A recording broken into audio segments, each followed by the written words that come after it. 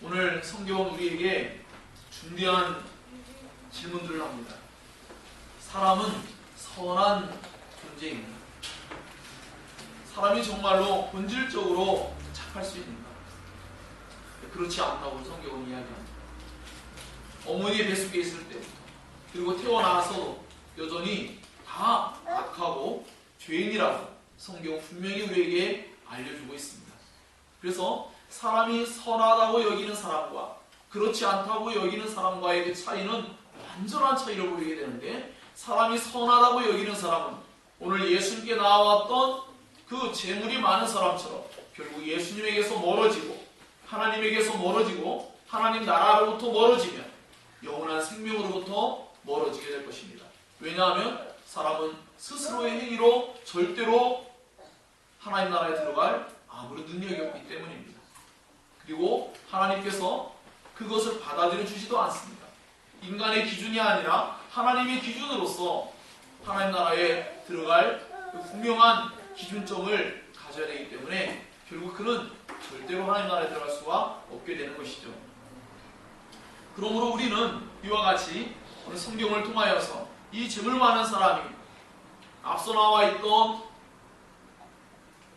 예수님만을 진정으로 바라고 예수님께서 복줄 것을 기대하고 나왔던 그 어린 아이들과 그 부모들, 그들과 달리 어릴 때부터 계명도 잘 지키고 율법을 준수하고 종교생활을 잘했지만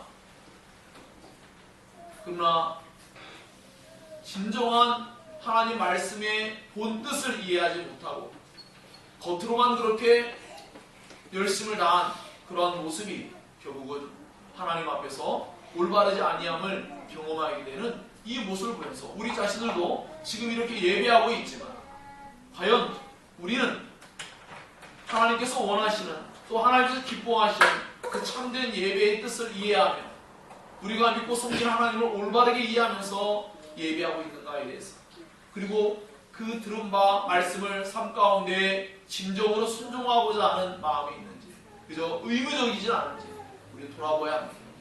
우리의 마음속에 물론 어떤 부분에 있어서는 의무가 포함되어 있지만 그러나 본질적으로는 마음으로부터 진정으로 하나님을 바라고 뜻대로 하지 않는다면 결국 우리는 분명히 겉모양만을 가꾸어 나가는 율법주의적인 태도를 분명히 갖추게 될 것입니다.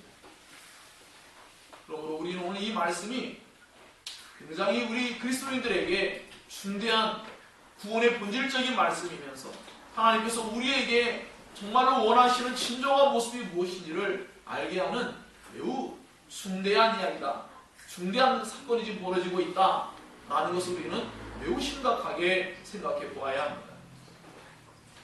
자, 그렇기 때문에 오늘 여기서 성경에서 선하다는 이야기가 나오는데, 이게 선하다는 말은 헬라어 아가토스라는 말인데 이것은 본질적으로 인간에게 선을 가지고 있느냐라는 질문을 할 수 있는 그런 용어입니다.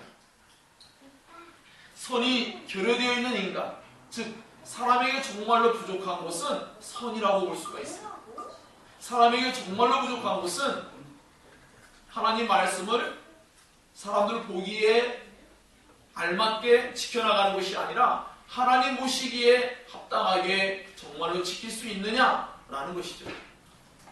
그것이 우리에게 필요합니다. 우리에겐 정말로 현세만이 아니라 내세, 하나님이 약속한 그 내세를 진정으로 바라보면서 현세의 많은 것들을 기쁘게 희생하고 포기할 수 있는 그 신앙관을 가지고 있는가에 대해서도 우리는 또 생각해 보아야 합니다.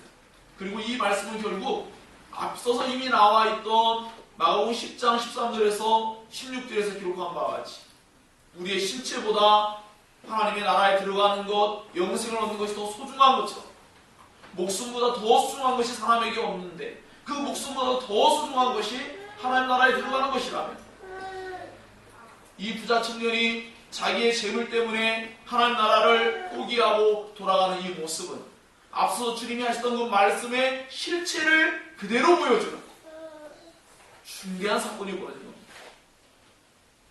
예수께서 제자들에게 말씀하신, 자신을 따르는 사람들에게 말씀하신 내용이 한 사람을 통하여 실제적으로 지금 드러나고 있습니다.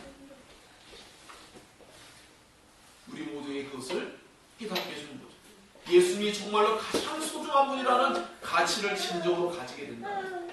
우리가 가지고 있는 모든 것들을 얼마든지 포기하고 희생할 수 있음에도 불구하고 우리가 그렇지 못하다면 우리는 이 부자 청년과 별반 다를 바 없는 그러한 신앙의 자세를 갖고 있지는 않은지, 이렇게 그저 하나님께 나와서 예배 행위를 하고 이렇게 시간이 지나다 보면 어느샌가 우리가 자연스럽게 천국에 갈 수 있는 것처럼 여긴다면 그것은 정말로 성경을 잘못 이해한 것입니다.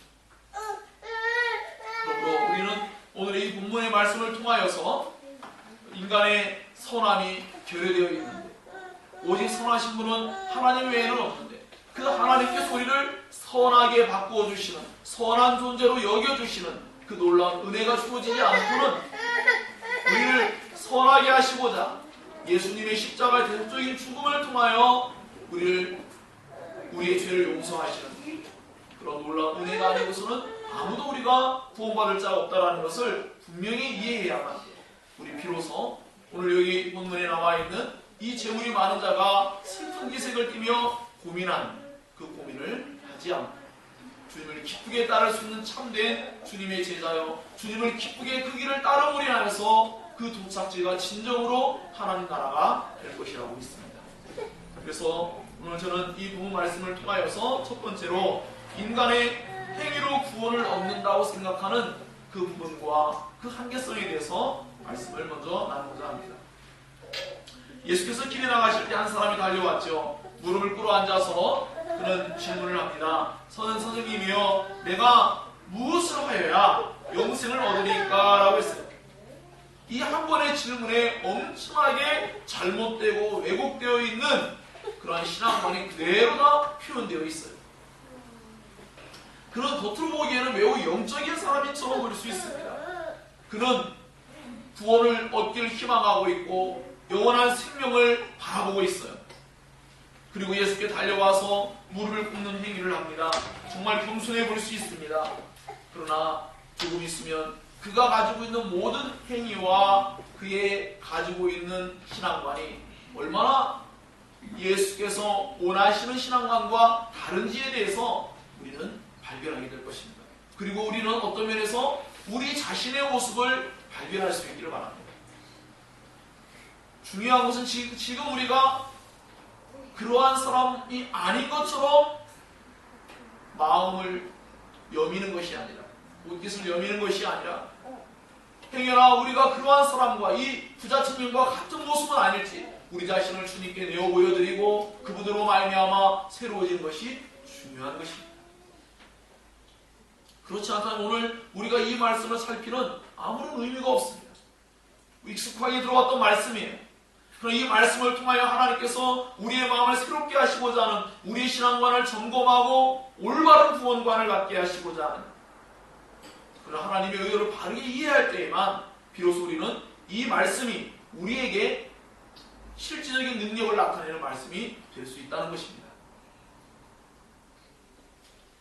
그렇기 때문에 오늘 성경을 통하여서 우리는 이 예수께 나온 한 사람이 선한 선생님이여 라고 했을 때에 예수께서 선한 이가 도대체 누구냐? 네가 어떻게 나에게 선한 선생님이라고 말할 수가 있겠냐? 선한 이는 오직 하나님 한 분뿐이다 라고 이렇게 말씀했어요. 이것은 예수님 자신이 선하지 않다는 것은 아닙니다. 이 사람이 가지고 있는 생각이 사람이 선할 수 있다는 의식을 가지고 있는 것. 결국 이 사람의 이 말은 자신이 나중에 선한 행위를 많이 해왔다는 걸 강조하기 위함도 포함되어 있다는 것을 우리는 간파할 수 있어야 합니다. 이 사람의 의식 속에는 자신도 마찬가지고 다른 사람도 선한 행위를 할 수 있고 그것으로 말미암아 영원한 생명을 획득할 수 있고 소유할 수 있고 하나님 나라에 들어갈 수 있다라는 생각을 가지고 있는 거죠. 그러나 이 모든 것들이 이제 예수님의 말씀을 통하여서 철저하게 잘못된 것으로 이제 검증되기 시작합니다. 그러므로 예수님은 사람이 선하지 않기 때문에 예수님을 한 인간으로 보고 있는 이 사람에게 예수님에 대해서 선하다고 말하는 것은 매우 위험한 잘못된 생각이다라는 것을 분명하게 지금 말씀합니다. 그리고 이제 선한 이 오직 하나님 한 분뿐이라고 말씀합니다. 그렇죠? 모든 인간은 진정으로 본질적인 의미에서 선할 수 없습니다. 모든 인간은 죄로 말미암아 타락되어서 모든 사람은 다 악하고 다 죄를 지으며 살아갑니다. 그러므로 하나님의 나라가 선한 사람들이 살 수 있는 나라라면 그 하나님 나라에 들어갈 수 있는 사람들은 선한 존재여야 하는데 모든 사람들이 선하지 않다면 모든 사람들은 하나님 나라에 들어갈 수가 없는 것입니다. 성경은 어린아이도 그렇다는 것입니다. 이 사람이 어릴 때부터 계명을 지켰다는 말이 따라 나오는데 어린아이라 할지라도 마찬가지고 모든 사람들은 동일합니다. 그러므로 우리 사랑하는 생명이 진리 나로도 마찬가지죠. 하나님의 절대적인 은혜를 허락받지 않고는 아무도 진정한 의미에서 하나님 나라에 들어갈 수가 없는 그런 입장에 설 수 있습니다. 우리 어른들도 모두가 동일합니다. 우리 남들이 봤을 때 너 참 착하구나, 저 사람은 참 겁없이도 살 사람이야 라고 말하며 우리의 기준을 제시하는데 성경은 그렇지 않음을 분명히 우리들에게 알려주고 있습니다. 자, 그래서 결국 이 사람이 예수님을 높게 평가했던 내용은 자기 자신을 또다시 한껏 치켜 올리고 높게 평가하는 그런 말들로 이제 연결지어서 나타나기 시작합니다. 사람이 정말로 선할 수 있다면 예수께서 이 땅에 오신 일은 정말 의미 없는 일입니다. 왜 그렇죠? 다른 선한 사람을 통하여 하나님이 구원의 일을 감당하면 되는 것입니다. 예수께서 오신 것은 이 세상에 있는 모든 사람들이 죄인이라는 결정적인 증거가 되는 것입니다. 오직 예수님만이 선하신 분이고 오직 예수님만이 진정으로 원수를 위하여, 대적자들을 위하여, 경건하지 않은 자들을 위하여, 죄인된 자들을 위하여 기꺼이 속죄의 죽음을 대신 죽어주시는 유일한 분이시기 때문입니다. 조금 있으면 나타나겠지만 이 부자 청년은 자기의 가진 재물을 다른 사람을 살리는 일에 쓰는 것에 그는 매우 큰 고민을 하면서 결국 사용하지 않습니다. 그는 진정한 의미에서 선한 행실을 할 수 없는 자라는 것이 이제 드러나게 됩니다.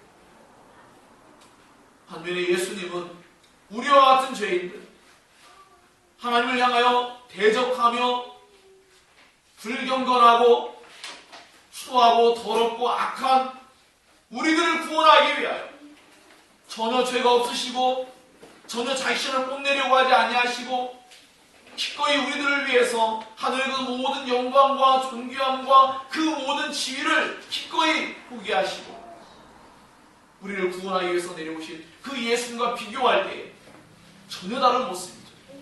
그래서 우리는 언제나 성경을 통하여서 참된 사랑은 무엇인가, 참된 선함은 무엇인가에 대해서 우리는 알아갈 수 있는 매우 중대한 그런 기준점을 발견합니다. 세상에서의 착함이 아니라 성경에서의 착함은 이와 같이 오늘 여기에 나타나는 이 부자 청년을 통해서 정말 선한 행실은 무엇이냐라는 것이 이제 기준점을 갖게 될 것입니다. 여러분 자신에게도 행여나 내가 다른 사람도 좀 낫지, 우린 누군가 날마다 비판합니다. 그것은 우리가 다른 사람도 좀 나음이 있다는 거예요. 내가 좀 더 착하다는 거겠죠. 그럼 이 모든 것들이 하나님 앞에서 얼마나 어리석은 것인가를 우리가 함께 깨닫고 겸손하게 진정으로 모든 사람을 서로 긍휼히 여겨주고 관대하게 관용하며 살아갈 수 있는 그러한 신앙의 좋은 토대를 오늘 말씀을 통해서 함께 그렇게 세워갈 수 있기를 원합니다. 자, 그래서 이 부자 청년이 나와서 내가 무엇을 하여야 영생을 얻으리까 라고 말할 때 이 사람의 이 문제는 선한 존재가 될 수 있고 그것으로 말미암아 구원도 얻을 수 있다라는 이 잘못된 사상이 있다는 것을 여러분 생각하시면서 이 사람이 어떤 선한 행동을 할 수 있다면 그것으로 말미암아 영원한 생명도 얻을 수 있는 것처럼 그가 이야기하고 있습니다. 그럼 무언가 신앙관이 지금 잘못되어 있어요. 아니 어쩌면 그의 생각은 일면 맞는 면도 있습니다. 그가 진정으로 참되게 선할 수 있다면, 그가 본질적으로 정말로 선할 수 있다면, 그가 본질적으로 하나님의 계명을 그 정신과 즉 내용과 형식에 있어서 모든 것을 참되게 지킬 수 있고 계속하여 지킬 수 있다면 그는 정말로 영생을 소유할 수 있는 사람이 되었을 것입니다. 그러나 성경은 우리에게 그렇지 않음을 이제 나타내 보여줍니다. 그와 이와 같이 질문했을 때에 예수께서는 그에게 그의 마음속에 있는 자부심을 이제 하나의 질문을 통하여서 그것이 얼마나 잘못되었는지를 깨닫게 해줍니다. 살인하지 말라, 간음하지 말라, 도둑질하지 말라, 거짓 증언하지 말라, 속여 빼앗지 말라, 내 부모를 공경하라 라고 말씀합니다. 이미 앞서 유대인들이 가지고 있는 1계명부터 4계명까지의 내용은 그때 이미 날마다의 어떤 예배의식 속에서, 제사전 속에서 늘 지켜왔던 부분이죠. 그래서 그 부분을 이야기하지 않았어요. 그 기쁨만 이야기했죠. 하지만 결국 알고 보니까 나중에 하나님보다 재물을 더 사랑하기 때문에 사실은 1계명부터 4계명 속에 나와 있는 하나님 중심적인 하나님만을 사랑하는 그 올바른 계명을 그는 사실은 지키지 않았던 거예요. 그리고 뒤에 나와 있는 나머지의 이웃을 사랑하는 계명조차도 결국은 지킬 수 없는 그러한 사람이었다는 것이 이제 드러나게 될 것입니다. 참으로 굉장한 일 아닙니까? 얼마나 많은 사람들이 오늘날에도 거짓 증언하기 때문에 수많은 죄를 짓고 우리의 이 나라것이 얼마나 혼탁한 가운데 있습니까? 그런데 이 청년은 보니까 자기가 어렸을 때부터 다 지켰다는 거예요. 여기서 어렸을 때라는 것은 약 13세 정도를 이야기를 합니다. 그때는 율법을 스스로 지켜나갈 수 있는 힘을 가지고 있다고 보기 때문에 율법의 아들이다라고 유대인들을 불렀습니다. 그 나이부터 자기는 충분히 지켜나갈 수가 있었다고 말하는 거죠. 그때 예수께서 이곳에 한 문장을 포함시켰습니다. 그래서 뭐냐면 속여 빼앗지 말라. 당시의 부자들은 가난한 사람들의 어떠한 노동력을 착취하고 올바르고 정당하게 그들에게 임금을 지불하지 않고 대가를 지불하지 않는 경우가 허다했습니다. 그래서 너가 많은 부를 가지고 있는데 과연 너가 그 모든 부를 쌓을 때 그 모든 부가 정당한 올바른 일함을 열심히 땀 흘려서 얻은 과연 소득이고 재산이냐라는 것을 말씀하는 거죠. 과연 그랬을까요? 정말 그랬을까요? 많은 재물을 갖다 하는데 그 많은 재물을 일반적으로 획득하고 그것을 소유하는 것이 정상적인 방법으로 정말로 어렵다는 것을 일반적으로 알고 있습니다. 여튼 이 청년은 자신만만하게 어쩌면 그는 드디어 때가 되었다라고 기회가 되었다. 이 상황을 연출한 듯이 그는 자신만만하게 이야기를 하는 거예요. 주님의 계명을 말씀할 때 나는 어렸을 때부터 지금까지 다 지켜왔습니다. 한껏 의기양양하게 마치 이 순간을 기다려왔던 것처럼 그런 많은 사람 앞에 당당하게 자부심을 가지고 이야기를 했습니다.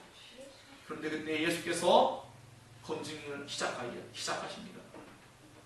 그래, 그럼 너가 그렇게 계명을 잘 지켰다면 너에게 한 가지가 요구할 것이다. 그것은 무엇이냐면 너에게 아직 한 가지 부족한 것이 있는데 가서 내게 있는 모든 것을 다 팔아서 가난한 자들에게 주라. 그리하면 하늘에서 보화가 있으리라.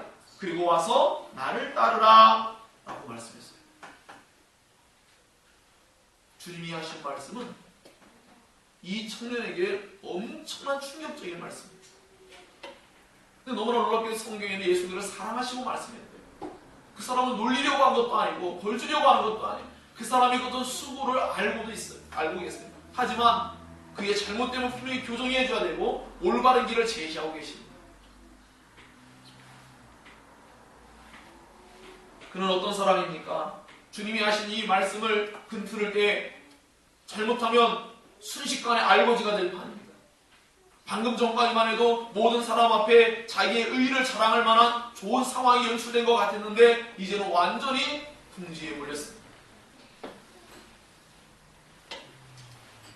그의 재산은 하나도 남김없이 모두 팔아서 가난한 사람들에게 주어야 하지만 그는 정말로 재물이 많은 사람이었기 때문에 그것을 판다는 그 일은 그에게 정말로 오히려 어떤 때일까요? 목숨보다도 귀한 재물이 될 그런 상황입니다. 사람들 앞에서 자신의 선함을 자랑하고자 그렇게 나왔는데 이 부자 청년은 지금 엄청난 고통 가운데서 자신의 계명을 다 지켜왔다고 말했지만 계명의 진정한 정신이 다른 복음서 마태복음이나 누가복음 속에는 그 계명의 진정한 정신조차도 알고 있어요. 그런데 그것을 정말로 행해라 라고 할 때 그리 행할 수 없는 자기의 이 연약한 무기력한 그런 자신을 바라볼 뿐입니다. 그는 이웃을 자신의 몸처럼 사랑하는 계명을 지킬 수가 없게 됩니다. 그는 어쩌면 가난한 사람들 자기 이웃이라 생각 안 하실 수도 있습니다. 자기와 비슷한 연배에 자기가 비슷한 건물을 가지고 있고 또는 물질을 가지고 있는, 또 이 사람이 누가 보면 관원이라고 나와 있는데 어떤 지위를 가지고 있는 그런 사람들을 만나겠죠. 그에게서 정말로 이웃은 가난한 사람이 아닐 수도 있었을 겁니다. 그런데 이제 그에게 예수께서 너의 모든 소유를 다 팔아서 가난한 사람들에게 나눠주라 라고 할 때 그런 이 말씀이 천천명령처럼 정말로 엄청나게 충격적인 말씀으로 다가오는 것이죠. 그는 정말로 궁지에 몰렸습니다.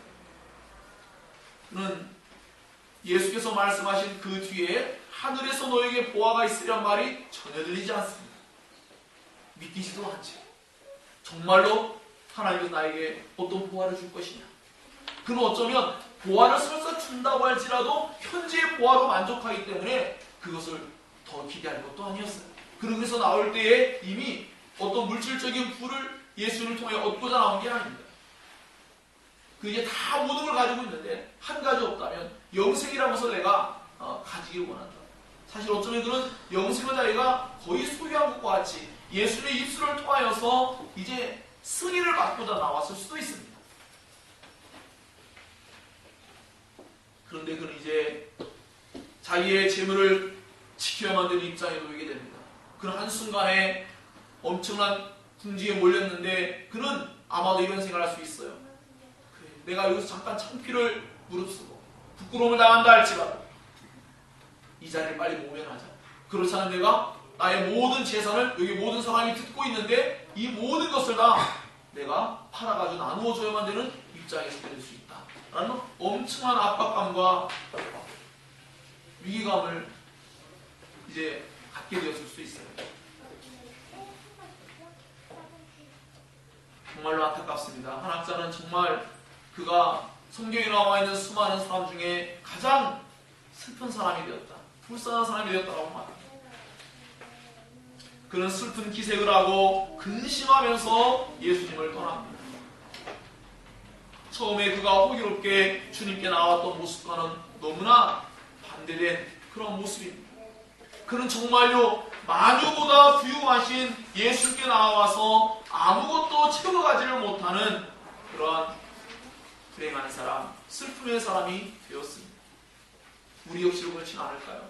우리 역시도 예수께 나와왔습니다. 그 예수님이 만유의 주가 되시고 온 세상 만물을 다 충만하게 가지고 계시는 하나님께 나와왔는데 우리의 마음속에 마땅히 그 하나님으로 말미암아 채워지고 그 하나님으로 말미암아 부유하게 될 수많은 것들이 있음에도 불구하고 행여나 우리는 여전히 예배가 마쳐진 후에도 채워지지 않고 떠날 수도 있다는 생각을 우리는 해볼 수 있어야 합니다. 그는 영생보다는 재물을 선택했습니다. 그는 예수님의 뒤를 따르는 제자의 삶보다는 부유한 삶을 선택했습니다. 이웃보다는 자신을 더 사랑하는 것을 선택했습니다. 그는 결코 선한 존재가 될 수 없었습니다.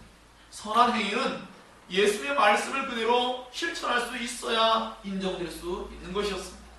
그에게 부족한 것은 진정한 선함이었고 그에게 부족한 것은 율법의 진정한 정신인 사랑을 실천하는 것이 부족했습니다.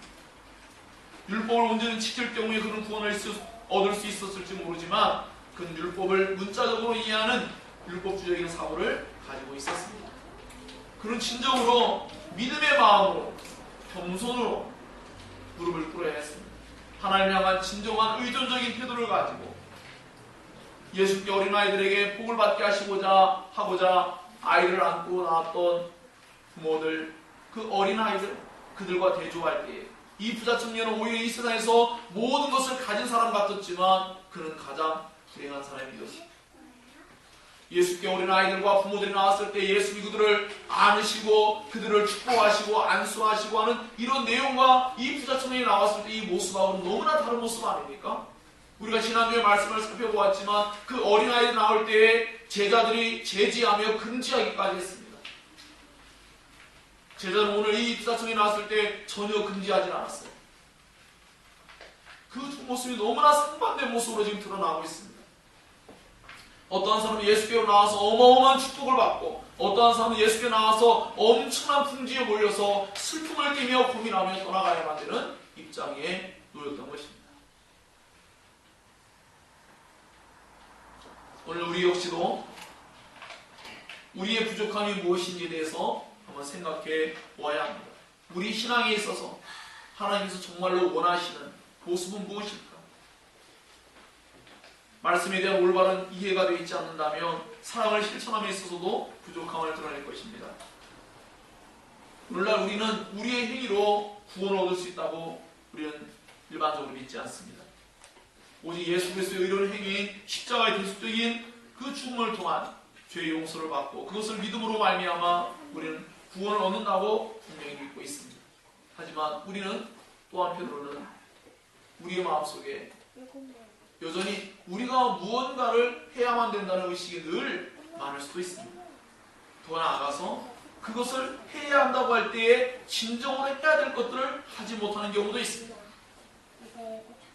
이 부자처녀와 같이 가난한 사람들을 돌볼 수 있는 것이 율법의 진정한 정신이요, 구원받은 사람이 마땅히 해야 될 역할들인데 우리는 그러한 역할을 감당하지 못하고 있는 모습일 수도 있습니다. 또 다른 편으로는 우리는 하나님보다 재물을 더 사랑할 수도 있습니다. 이제 조금 있으면 또 나타나겠지만 제자들이 우리는 모든 것을 버리고 주님을 따랐습니다 라고 할 때에 엄청난 도전입니다.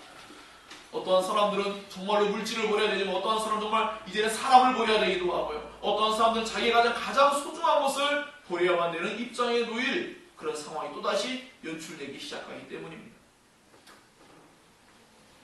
예수께서 구원에 관한 인간의 불가능한 것을 가능하다라고 말씀한 놀라운 말씀이 기록되어 있습니다.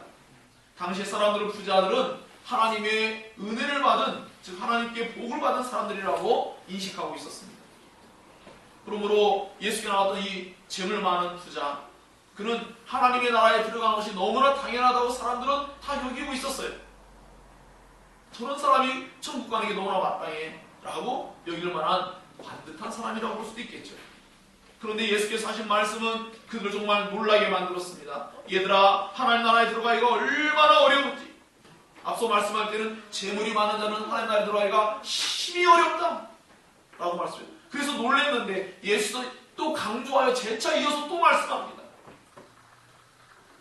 하나님 나라에 들어가는 것이 부자가 마치 낙타가 바늘길을 통과하는 것처럼 그렇게 어려웁니까? 어려운 일입니까? 불가능한 일이죠. 예수께서 과정법을 사용하신 거죠. 불가능해요. 들어갈 수 없어요. 나올 수도 없어요. 불가능한 뜻입니다. 그래서 제자들은 너무나 놀랄 수밖에 없었어요. 제자들이 볼 때는 이 부자 청년이 너무나 마땅히 부자입니다. 지금 한참 청년이면서 관원이에요. 그러니까 계명도 잘 지킵니다. 더 이상 뭘 어떻게 해야 될까요? 신앙에 있어서. 그런데 그때 예수께서 하신 이런 말씀들을 이제 하나하나 깨닫기 시작한 우리는 예수께서 무엇 때문에 이렇게 말씀하는 걸 이해할 겁니다. 그러나 제자들은 아직 그것을 이해하지 못하고 있어요. 여전히 아직도 세상적인 사고를 가지고 있습니다. 하나님 나라의 특징, 하나님 나라에 들어가는 백성들이 어떠한 자격과 어떠한 지위를 얻는 것들이 과연 무엇을 통해 되는지를 모르고 있어요. 핵심은 무엇이죠? 사람으로서는 할 수 없지만 하나님으로서는 할 수 있다는 거죠. 이게 핵심입니다. 하나님의 주권적인 신앙, 하나님의 주권적인 구원의 은혜, 그것이 아니고서는 사람은 그 어떠한 노력으로도 불가능한 것이죠. 앞에 나와 있는 그 부자라는 사람이 가장 구원받기에 합당한 모든 사람이 봤을 때 너무나 당연하게 여길 만한 그 모델이라면, 그게 최고의 정점을 가진 사람이라면 그것도 안 된다는 거죠. 결론 뭡니까? 사람으로서는 안 된다는 것을 이야기하고 싶었던 거죠. 오직 하나님만이 그 일을 하실 수 있다라는 이야기를 하시려고 하는 겁니다. 예수께서 부자들에 대해서 이야기하실 때 이것은 단순히 정말 물질이 많은 부자만 의미하지 않습니다. 1차적으로 분명히 물질이 많은 거겠죠. 물질이 많으면 분명히 하나님께 나아가는 데 제약을 받습니다. 오늘 같은 날도 하루에 만약에 수입이 만약에 하루에 200만 원, 300만 원 된다 해보십시오. 기업인들은 하루에 막 몇 천만 원, 몇 억 그 이상도 갑니다. 정말 하나님을 예배하러 나올까요? 그 일이 더 중요한 거 아닐까요?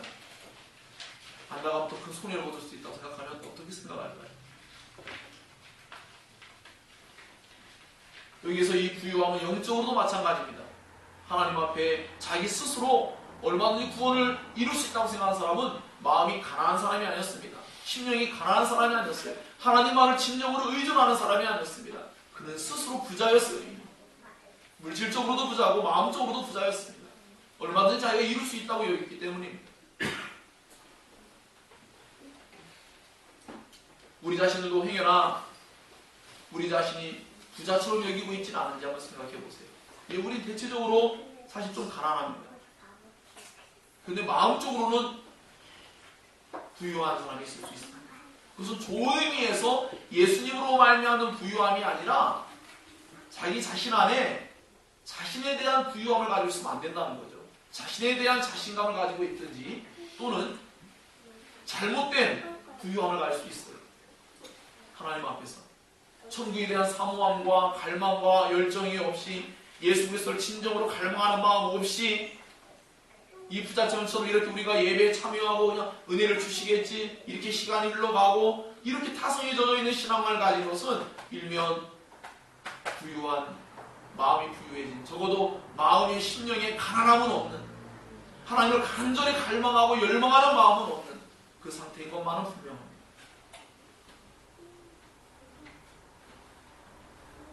사랑하는 여러분, 하나님 나라를 갈망하지 않는다는 것, 예수 그리스도의 진정한 복을 열망하지 않는다는 것, 그것이 우리 마음속에 있는 잘못된 부유함입니다. 예수께서 진정으로 부유한 존재이시지만 우리 자신이 부유하게 여기고 있으면 예수님으로 말미암아 채워질 수 없습니다. 이 부자 청년이 율법의 겉모양은 어릴 때부터 잘 준수했지만 그는 앞서 나왔던 그 어린아이들과 부모들과는 다른 그런 모습입니다. 차이가 뭐죠? 제자들이 물어볼 때 그렇다면 누가 구원 얻었습니까? 그 차이가 뭡니까 도대체? 예수는 서로 놀라면서 누구나 공감하면서 서로 예수께 질문할 수밖에 없는 그러한 내용이었습니다. 하나님 나라에 들어가는 특징, 그것을 이제 우리는 깊이 생각해 보아야 합니다. 하나님 나라에 들어가는 특징은 무엇입니까? 그거는 앞서도 말씀드린 바와 같이 그 사람이 물질이 많아서라는 문제는 아닙니다. 왜 그렇죠? 물질 자체가 문제가 있는 게 아니라 그 물질로 말미암아 그 물질이 우상이 되고 물질 때문에 하나님께로 나아가는데 장애가 되고 어려움이 되는 거죠. 예수 믿기를 따를 수 있어야 되는데 그 부자 청년이 예수 믿어서 멀어졌습니다. 이유가 뭐죠? 물질이 많았기 때문입니다. 그 물질이 많으면 많을수록 장애가 되어서 그 사람이 하나님 말씀을 준행하는데 큰 어려움을 갖다 줍니다. 우리 흔히 하는 일반적인 이야기들이잖아요. 11조를 10,000원을 할 때는 어렵지 않습니다. 10만원, 100만원, 1000만원 가보십시오. 엄청난 고민이 찾아오기 시작합니다. 그리고 성경에서 11조를 정말로 휘나게 와서 하라고 했을까? 이걸 찾아내기 시작합니다. 이미 그 사람은 헌금의 정신을 잃은 겁니다. 헌금의 진정한 정신은 10분의 1이 아닙니다. 신약에 와서는 모든 것입니다. 정말로 너무나 어리석은 모습을 가지고 있는 겁니다. 그래서 여기 나와 이렇게 제자들이 이러한 생각을 가질 때에 여기서의 재물의 문제가 아님을 주님이 말씀하는 것을 우리는 간파할 수 있어야 합니다. 누가복음의 영세는 선한 사마리안 비유를 하면서 이웃에 대한 개념을 못 갖고 있으니까 그 비유를 들었고요. 전 여기에서 부자와 나사로 비유가 적당하다고 생각됩니다. 부자와 나사로 비유 속에 부자는 천국을 못 갔어요. 왜 못 갔죠? 부자라서 못 갔습니까? 아니에요.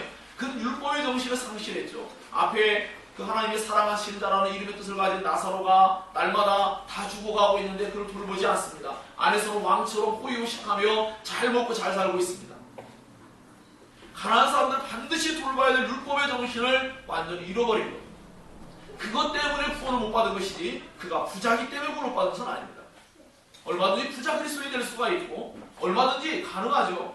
어떻게 가능합니까? 사람으로서는 알 수 없지만 하나님으로서는 가능하다는 이야기입니다.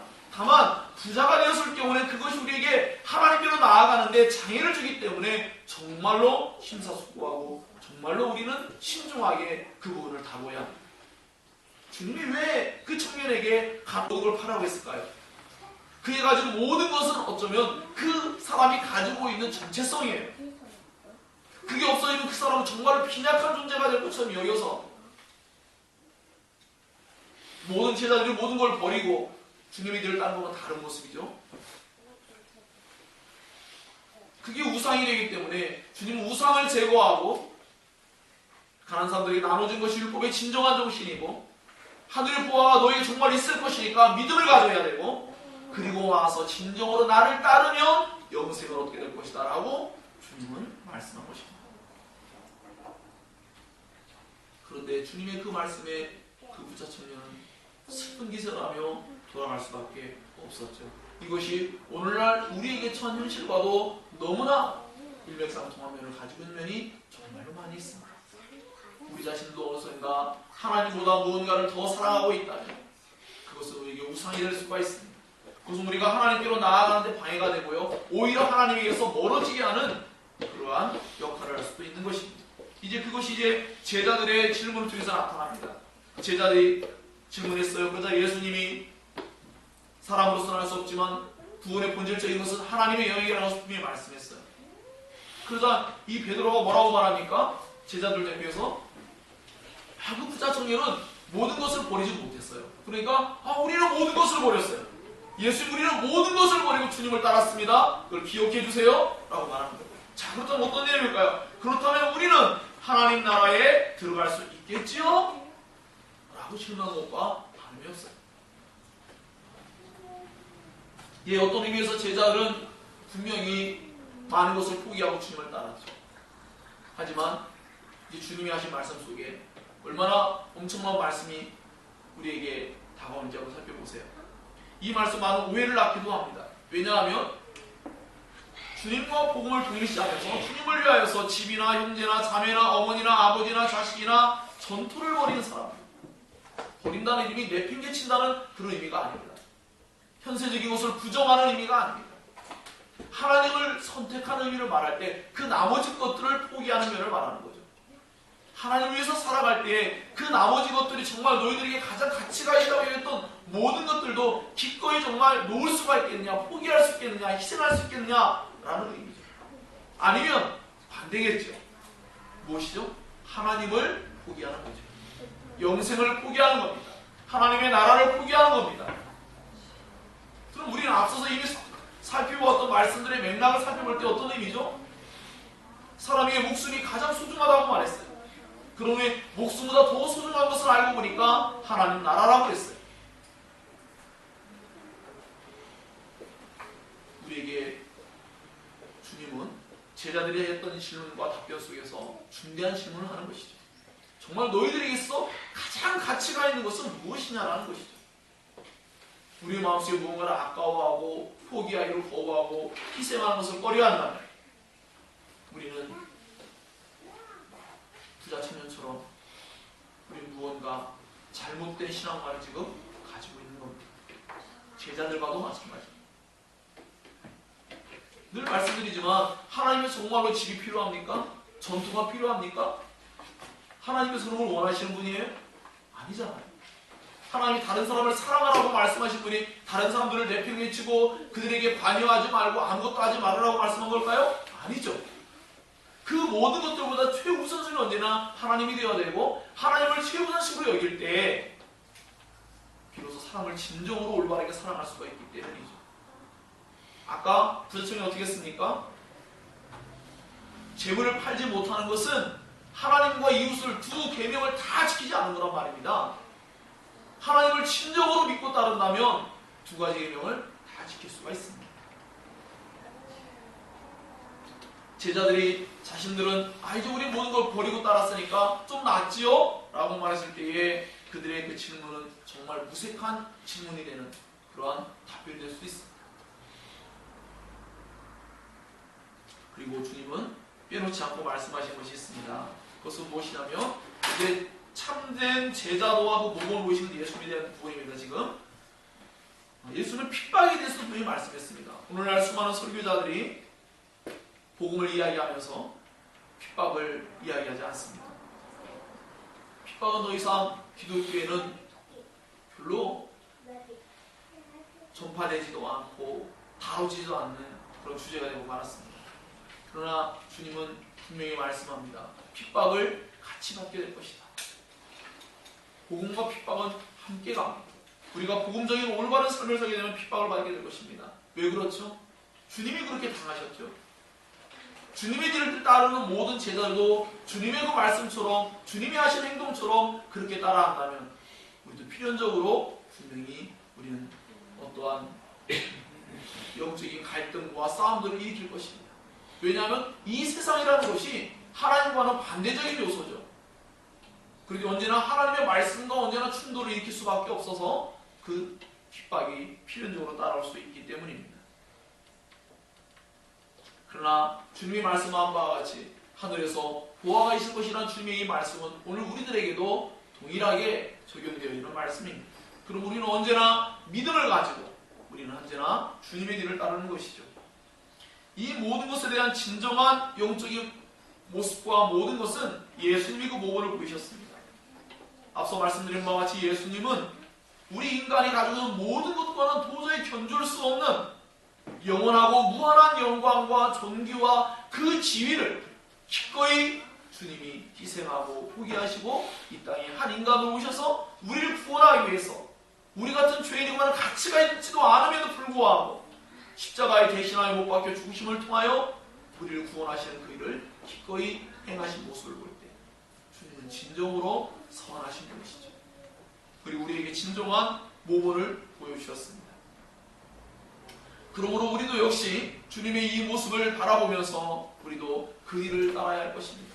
하나님 나라에 들어가는 사람들은 이제 마지막 절에 31절에 나와 있는 바와 같이 정말로 누가 하나님 나라의 큰 자요 먼저 된 자가 될까? 누가 정말로 하나님 나라에서 큰 자로 인정받고 먼저 들어가고 먼저 그렇게 들어갈 사람으로 여김받게 될까에 대한 부분이 31절에 결론적으로 나와 있습니다. 즉 예수님은 사람들이 가지고 있는 편견을 또다시 마지막에 벗겨주고 계십니다. 먼저 앞서 나간 사람이 뒤에 사람이 될 수도 있고 뒤에 시작한 사람이 앞에 사람이 될 수도 있다는 것을 말씀합니다. 즉 현재의 상태가 하나님 나라에 들어가는 순서가 아닙니다. 현세의 부자가 내세의 부자가 되는 것도 아닙니다. 부자 청년이며 관원이었던 이 재물 많은 사람이 그 누구보다도 영생에 가장 근접해 있었던 것 같지만 그는 가장 멀어지고 있었어요. 예수께 가까이 나온 사람들, 그러나 어떠한 사람들은 더 멀어지는 사람도 있습니다. 주님의 보험을 듣고 핍박을 경하여 받으며 주님을 위해서 모든 걸 희생하고 버릴 각오가 되느냐라는 말을 할 때 마음에 분명히 부딪혀 올 수 있습니다. 충돌이 올 수도 있죠. 인간의 행위가 아니라 하나님의 전적인 은혜니까 하나님만을 바라고 하나님 위해서 모든 걸 희생하라고 말할 때 분명히 충돌이 올 수 있습니다. 그렇다면 그는 하나님에게서 멀어질 수 있겠죠. 그러나 어떠한 사람들은 뒤늦게 알게 되었지만 예수님의 뒤를 진정으로 신실하게 쫓고자 그들은 자기가 가진 모든 것을 기꺼이 포기할 마음의 각오를 가지고 그 포기하는 것조차 영광인 줄 알고 그렇게 주님의 뒤를 따른 사람들도 발생한다고 성경이 우리에게 알려주고 있습니다. 이것은 유대인에게도 적용할 수 있습니다. 유대인들은 그 누구보다도 먼저 하나님 나라의 은혜를 받았습니다. 그들은 먼저 된 사람이었어요. 그러나 이제는 나중된 사람이 되고 있습니다. 그들은 예수 그리스도를 여전히 아직도 구원의 주님으로 받아들이지 못했기 때문입니다. 하나님 나라에서는 예수님처럼 자신의 목숨조차 남을 위해 섬겨주는 참된 제자들이 큰 자요 먼저 된 자가 된다는 것을 우리에게 알려주고 있습니다. 사랑하는 여러분, 오늘 이 말씀을 통하여서 우리는 결론적으로 구원은 사람이 이룰 수 있는 것이 아니고 오직 하나님의 전적인 은혜로서 주어지는데 우리 인간의 자기의 행위를 사랑하고 자기 안에 본질적인 선이 있는 것처럼 이야기할 때에 그 모든 것들이 얼마나 잘못되는지를 분명하게 깨닫고 오직 예수 그리스도로 말미암는 하나님의 그 놀라운 사랑을 마음에 온전히 받아들임을 통하여서 하나님께서 우리 인간을 구원하기 위해서 하나님의 아들을 보내시고 그분의 십자가의 죽음을 통하여 우리의 죄를 용서받게 하시는 은혜, 우리를 의롭게 만드시는 은혜, 우리의 선한 존재로 다시 새롭게 하시는 그러한 은혜를 덧입지 않고는 인간은 구원이라는 건 불가능하다는 것을 우리는 분명하게 우리는 깊이 깨달을 수 있어야 할 줄 알겠습니다. 이것만이 우리가 하나님을, 오직 하나님만을 진정으로 찬양하고 경배할 진정한 의미가 또 이유가 되는 것입니다. 사랑하는 여러분, 그러므로 오늘 우리는 본문의 말씀이 하나님께로 더 가까이 나아가는 그 말씀이 되기를 원합니다. 본문의 말씀이 하나님의 말씀을 듣고 근심하고 슬픈 기색을 하며 행여나 멀어지는 그러한 자들과는 다른, 하나님 앞에 진정으로 참되게 이 예비한 행위에 머무르지 아니하고 그 안으로 들어가서 하나님을 진정으로 사랑하여서 모든 걸 기쁘게 행할 수 있는 그 자리로 나아가는, 그렇게 주님의 길을 따를 수 있는, 그리고 그런 가운데 주님의 주권적인 구원의 은혜를 갈망하며 하나님 나라를 바라보는 그런 우리가 다 되어지기를 주의 이름으로 축원합니다. 기도하겠습니다. 들은 말씀을 기억하고 함께 말씀을 붙잡고 같이 기도하려고 합니다. 기도하겠습니다. 하나님 아버지 감사합니다.